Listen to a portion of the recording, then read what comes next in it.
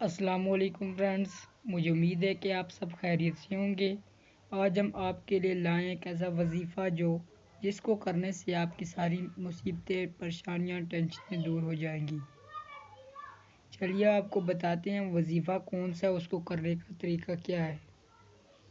جو شخص گھر سے نکلتے وقت سواری پر بیٹھتے ہوئے یا کسی کام کی ابتدا کرتے ہوئے 11 بار یا حفیظو کا ورد کرے گا، اللہ تعالیٰ اسے ہر حادثے، پریشانی، ٹینشن سے دور رکھیں گے۔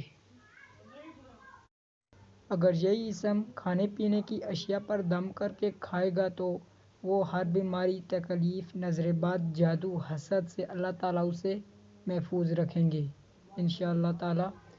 اللہ تعالیٰ ہم سب کو اس وظیفے پر عمل کرنے کی توفیق عطا فرمائے، آمین۔ اگر ہماری ویڈیو آپ کو اچھی لگی ہے تو لائک کریں اور مزید اچھی ویڈیوز دیکھنے کے لیے ہمارے چینل ملک اسلامک انفو کو سبسکرائب کریں۔